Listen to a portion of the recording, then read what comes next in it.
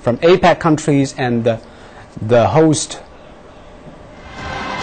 partners will be held.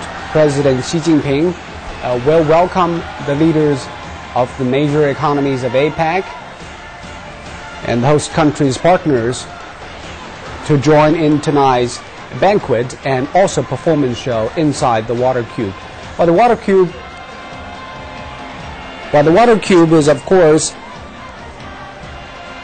used to be a venue in the Olympics back in 2008, and now it has become a sports venue that has been used as entertainment facilities and also sports events organizations. And the first to come to this water cube is Australian Prime Minister Tony Abbott. Australia is one of the largest capitalist economies in the world.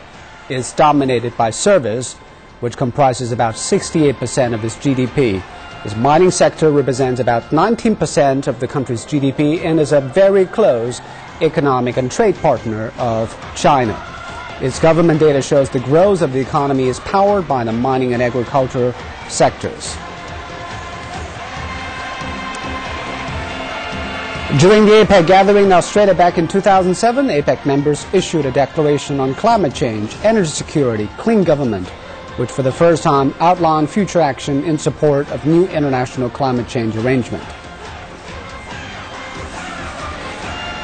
And followed by Chilean President Michelle Bachelet. Chile is considered one of the South America's most stable and prosperous nations. It leads Latin American rankings of human development, competitiveness, and per capita income, low perception of corruption. President Michelle Bachelet is just re-elected, representing her country at the APEC Economic Leaders Meeting. She plans to visit China for 4 days, starting from last Saturday. Well, the 2004 APEC meetings were hosted by Chile, which joined the group in 1994.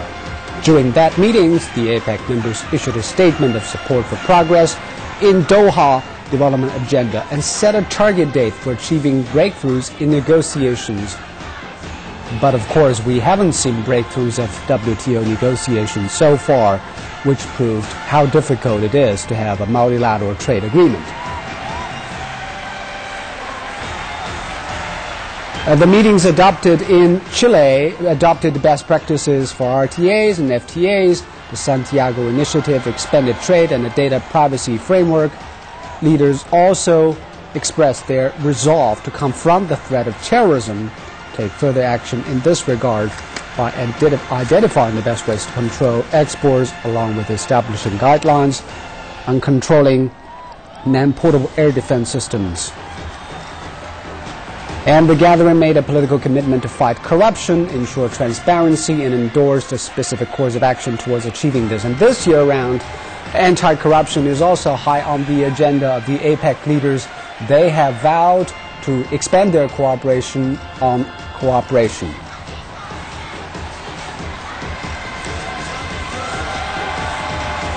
This is Water Cube, the venue for tonight's dinner and performance show for the APEC economy leaders and leaders of the host partners.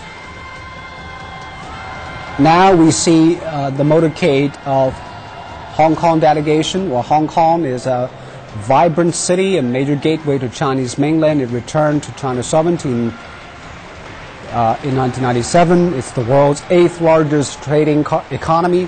There's also a major service economy, particularly strong links to the mainland and rest of the Asia-Pacific region. In 2013, Hong Kong's GDP reached $260 billion. Sunday, President Xi Jinping met with Hong Kong Chief Executive Leung Chun-ying.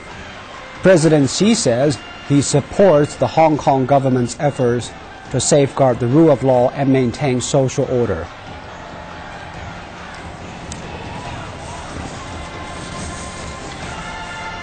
And followed by Canadian Prime Minister Stephen Harper. Well, Canada is one of the founding members of APEC.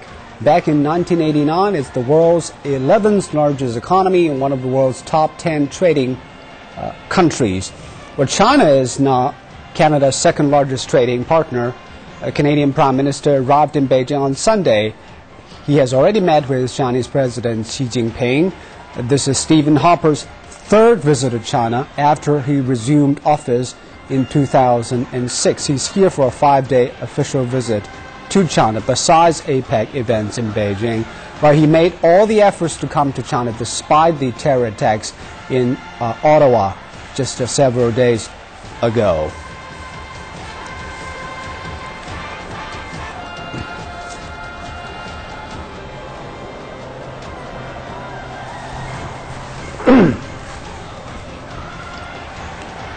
Well, this is the Brunei, Sudan. Brunei is located on the north coast of the island of Borneo in Southeast Asia. According to IMF, Brunei is ranked 5th in the world by GDP per capita at purchasing power parity. And Forbes magazine ranks Brunei as the 5th richest nation in the world because of its petrol and natural gas supply. Sultan Hassanal Bolkiah is the country's 29th sultan, who also serves as its prime minister. Hassanal Bolkiah succeeded to the throne in 1967. The sultan said Brunei supports China's proposal on economic integration and connectivity at this year's APEC meetings, and Brunei supports China's policy to strengthen regional economic cooperation. The sultan paid a visit in China in 2013, which brought the bilateral relationship between China and Brunei to a new level of strategic cooperative partnership.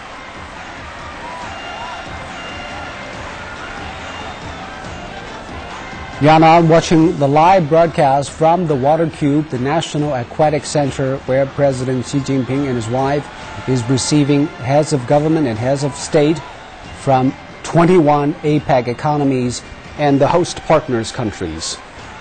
And very soon they will have a banquet where President